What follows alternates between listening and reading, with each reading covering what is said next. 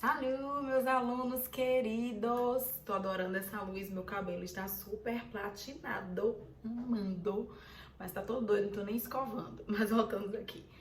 A aula de hoje vamos falar sobre lei penal no tempo. Quando nós falamos de lei penal no tempo, é como a lei penal, ela se constata em relação ao tempo. Quando uma lei nova surge, o que acontece? Ela retroage ou ela não retroage? São essas questões que a gente tem que relembrar. Vale lembrar para os meus alunos da graduação que esse conteúdo foi trabalhado já em sala de aula, mas para aqueles que estão assistindo, né, o nosso canal está aqui também, serve para vocês. Antes de mais nada, se inscreva, compartilhe e ative o sininho para que a gente possa estar sempre colocando conteúdo de qualidade para todos.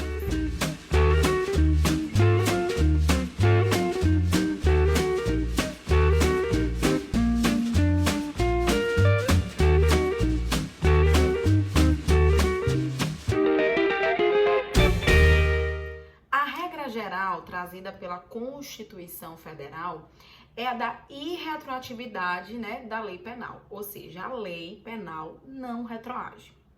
Mas o que a gente aprende, né? Que existem as duas modalidades, a lei penal in pejus e a lei penal in melius. A lei penal in pejus é aquela lei que é pior do que a lei anterior. Essa lei in pejus, ela não retroage de maneira nenhuma. Já a lei in melius, que é a lei melhor, ela retroage para beneficiar o réu.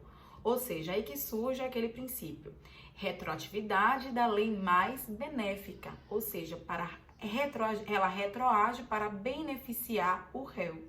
Então, o artigo 5º, inciso 50, ou seja, XL, artigo 5º, inciso 50, XL da Constituição Federal, a lei penal não retroagirá, salvo para beneficiar o réu. Então, nós encontramos isso aí no artigo 5º. Uma outra coisa que a gente tem que lembrar, porque como nossa aula aqui é para a graduação, não é para concurso público, então a gente pode fazer, né, realizar fundamentações teóricas. Eu vou trazer aqui a fundamentação teórica em relação à retroatividade da Lex Gravio ou a Lex Impégios de Roxin. O que ele fala?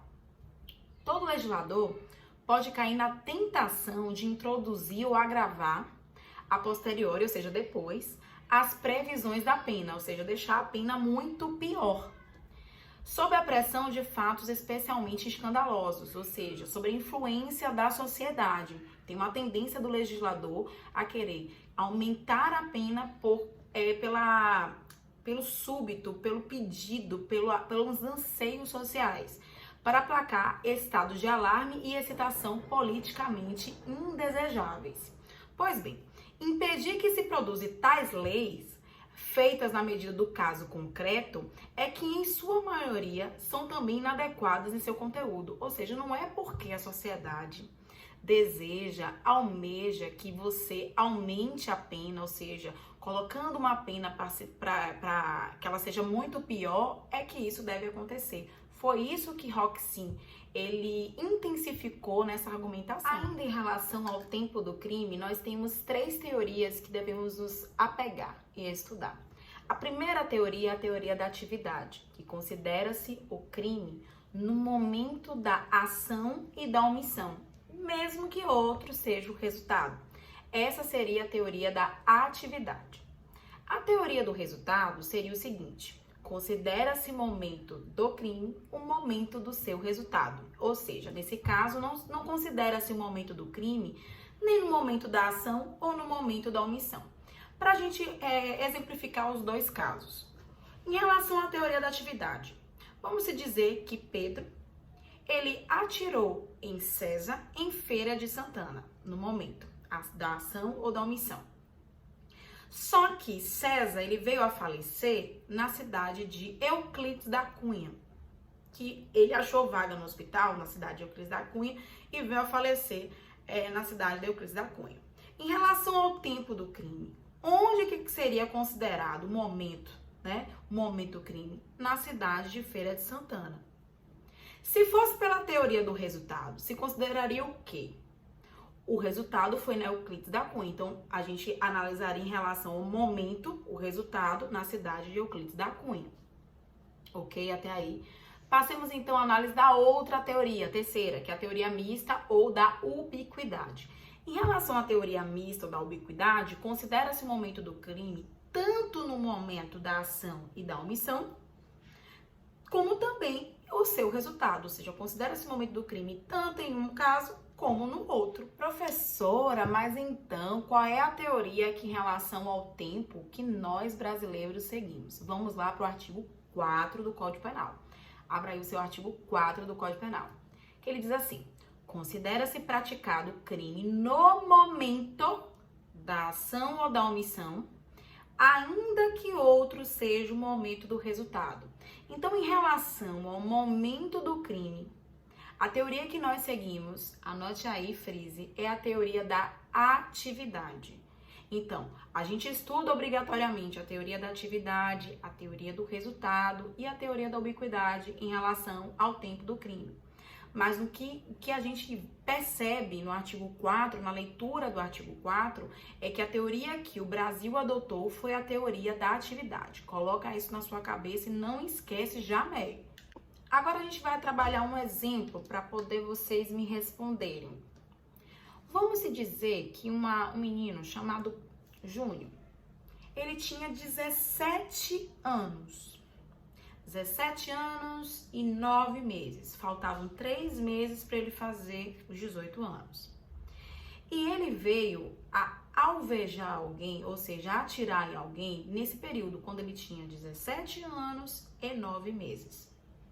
A pessoa ficou em coma e veio a falecer 5 meses depois, quando ele já tinha 18 anos e 2 meses. Nesse caso, esse querido menino, o Júnior, ele vai responder pelo crime de homicídio? Me responda aí. Irá responder ou não?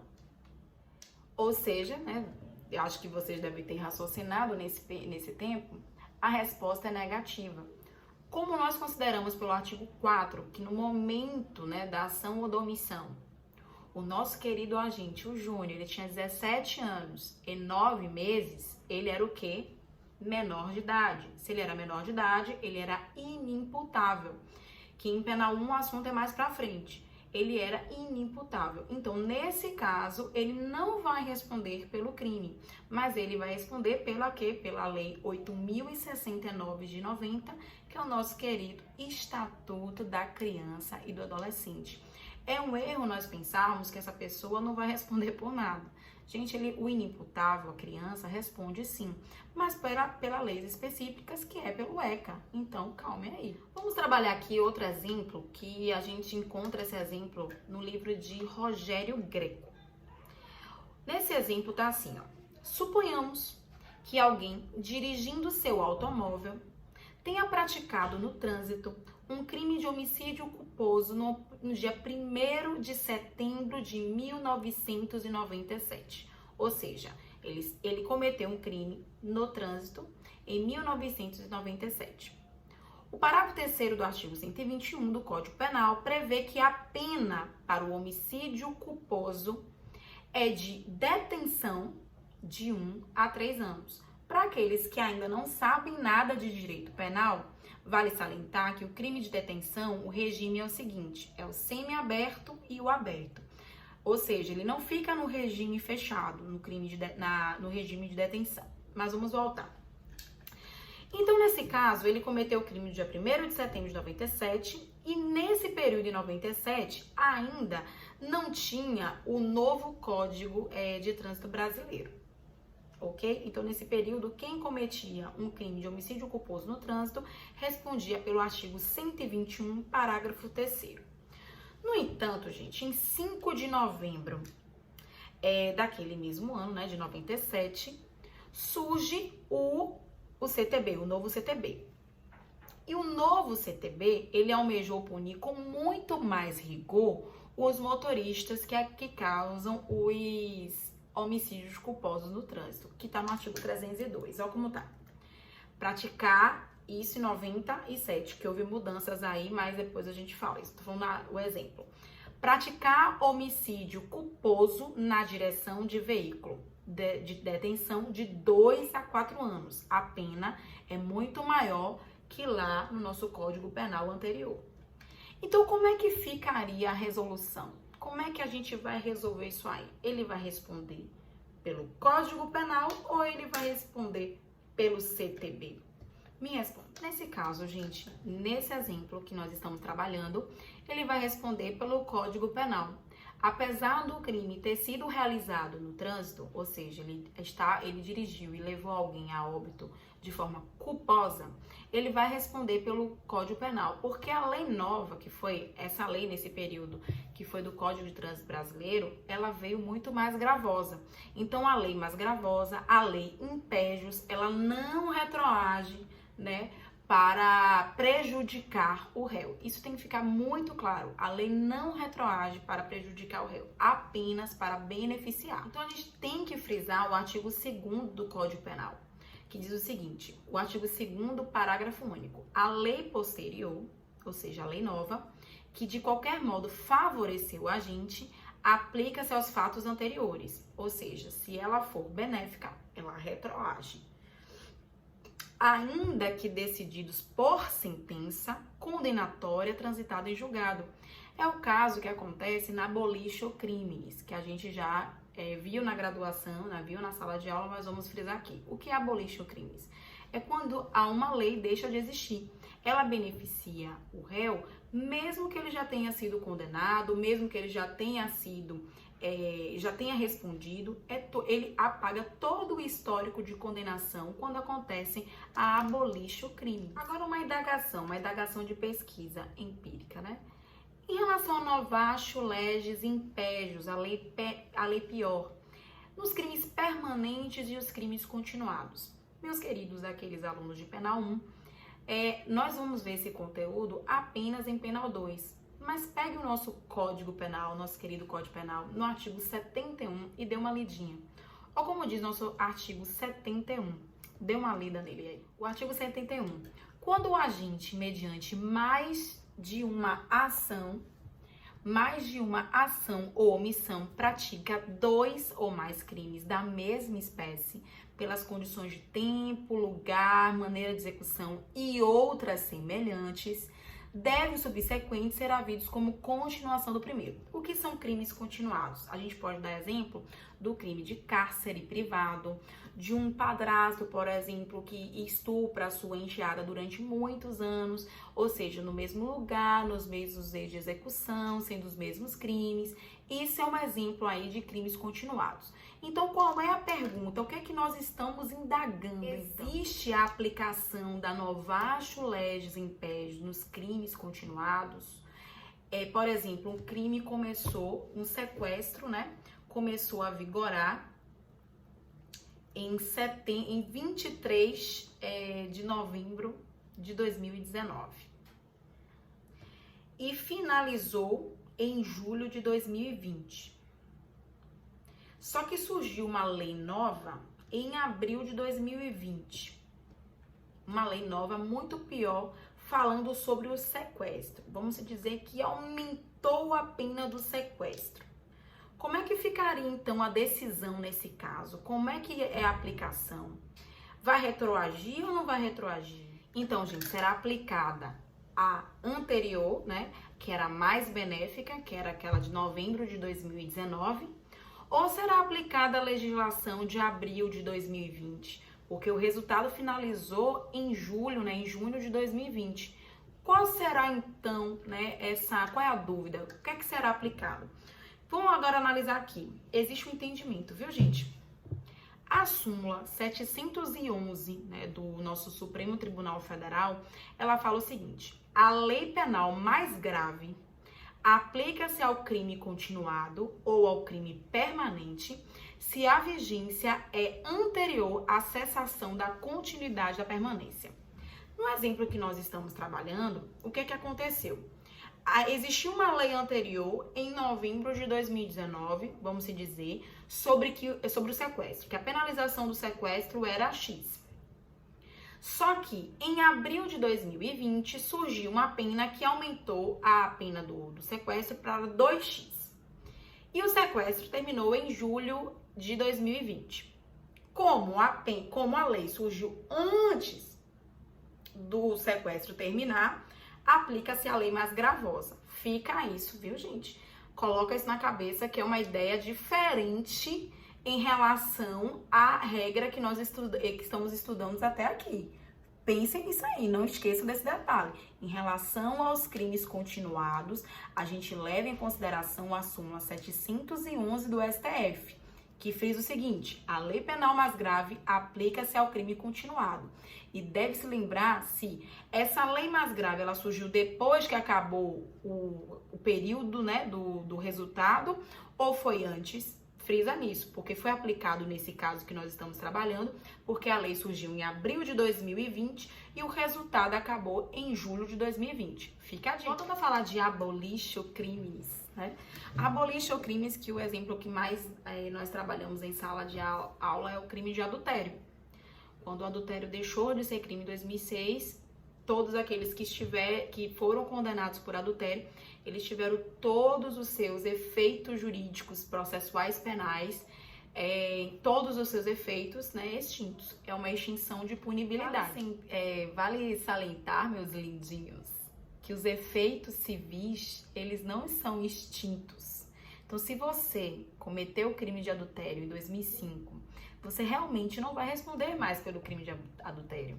No entanto, gatinhos, efeitos civis não foram finalizados. Então, você pode pagar, assim, um dano moral pelo adultério que você cometeu, ok? Então, não se esqueçam disso. Os efeitos civis, eles não são extintos pelo abolition crime. Outros efeitos que a gente tem que lembrar em relação ao abolition crimes é o seguinte. Vamos lá.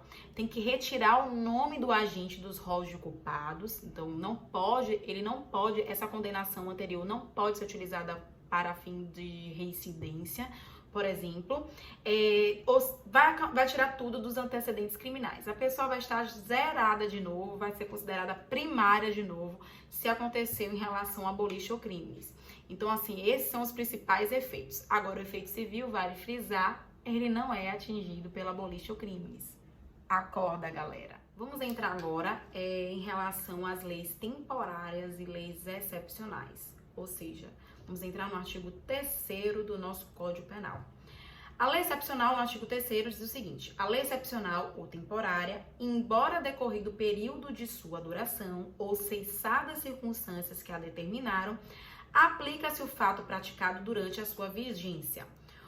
O exemplo que nós damos em relação à lei temporária é a Lei 12.663 de 2012, que foi aquela que foi colocada em relação à Copa do Mundo. Essa lei também trabalhou em relação aos aumentos de penalidades em relação à prostituição infantil, exploração sexual infantil, e foi uma lei temporária, porque ela só valeria até 31 de dezembro de 2014. Então, se uma pessoa cometesse um crime de prostituição infantil, exploração sexual infantil, estupro vulnerável nesse período, a penalidade seria muito mais gravosa, por causa de que se tratava de uma lei temporária. Então, o que acontece? Depois de 31 de dezembro de 2014, voltaria à lei anterior, que é uma lei menos grave. Como é que ficaria, então, a solução nesse caso, gente? Pense um pouquinho aí. Nosso querido Damaso de Jesus, ele fala de uma forma bem clara. Ó como diz. Quando a lei ordinária, ou seja, quando a lei normal, quando o Código Penal, ele retoma o seu vigor após a extinção da vigência da lei excepcional, esse caso, a lei que nós estamos estudando da Copa do Mundo, não é mudada a concepção jurídica do fato. Ou seja, o que acontece? A lei que vai prevalecer é a lei intermediária, mesmo que a lei anterior, que é muito mais benéfica, tenha voltado ao seu lugar.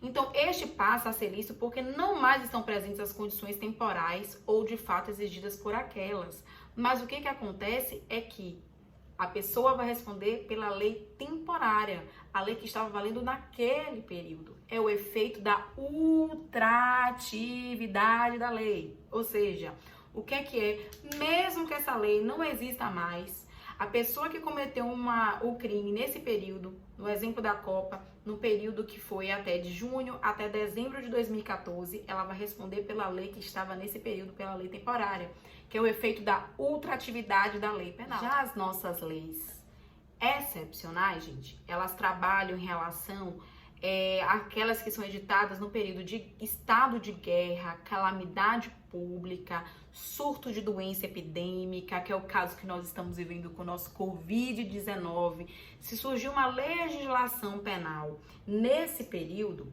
ela pode ser chamada de uma lei excepcional, porque está no período de pandemia, acontecendo coisas diferentes, são um período de catástrofe, um período que tem uma dimensão nacional. Não está acontecendo só em Lagoinhas, não está só acontecendo no estado da Bahia, está acontecendo no Brasil inteiro, na verdade, no mundo inteiro.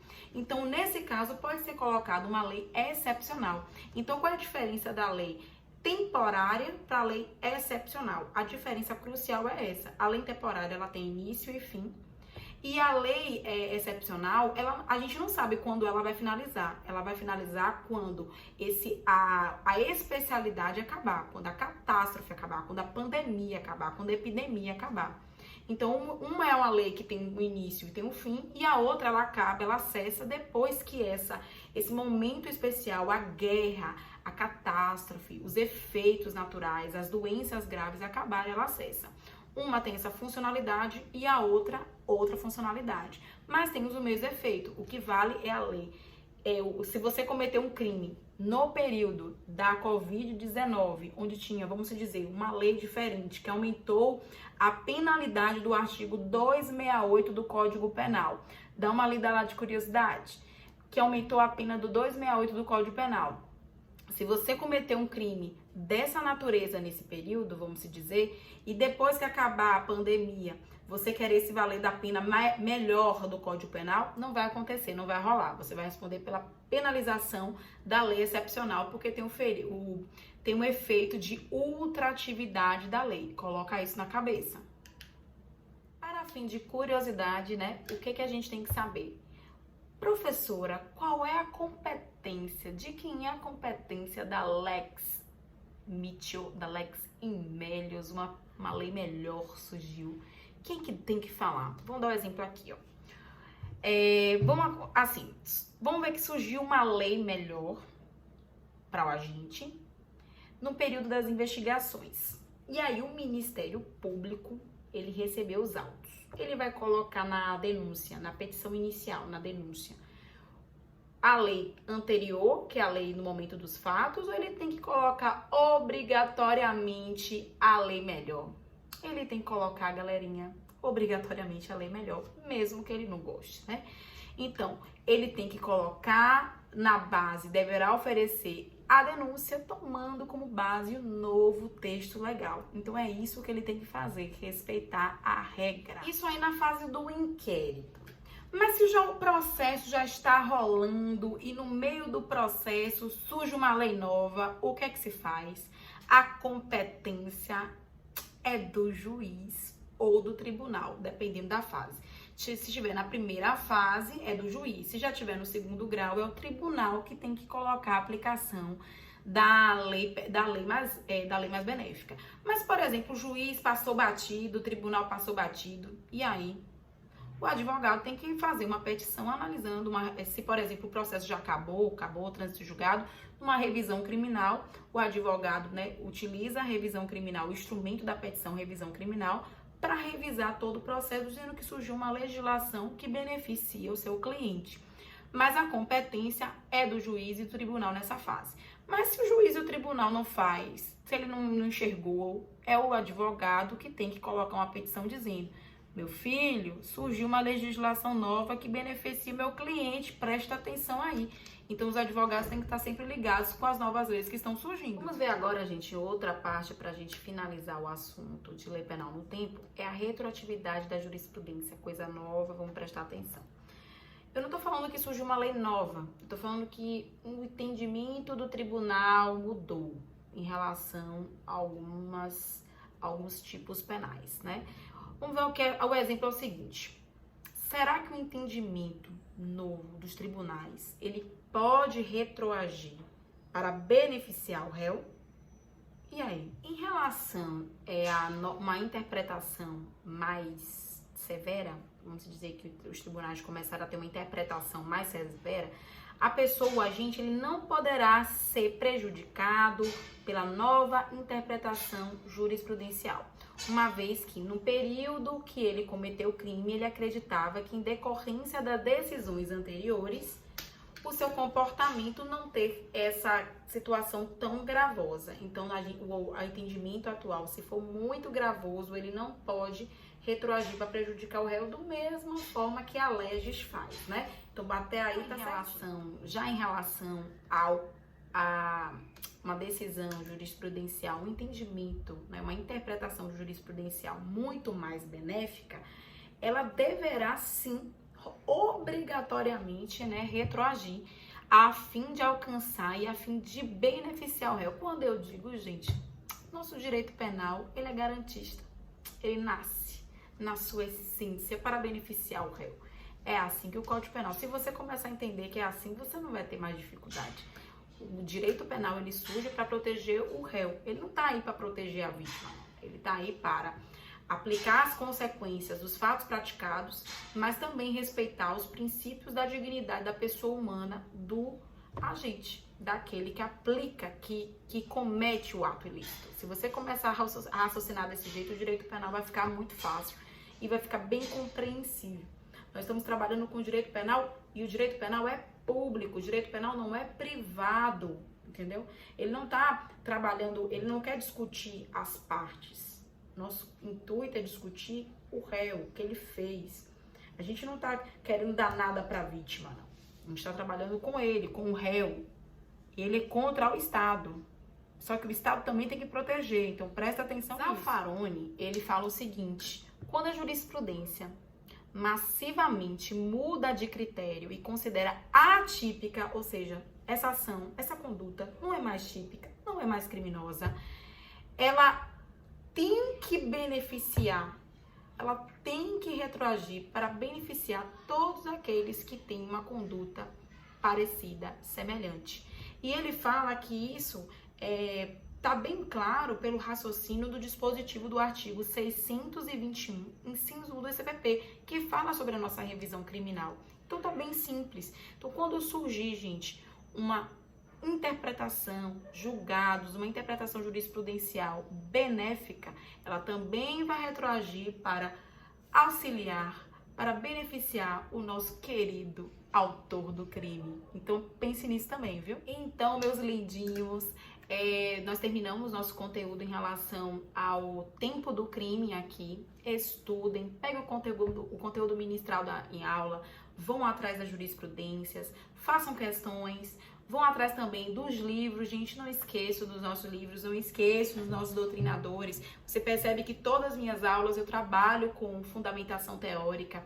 Hoje eu trouxe Zaffaroni, Roxin. Então não esqueçam, não deixem de trabalhar, não deixem de ler nossos doutrinadores, porque eles são nossas bases. Estudem.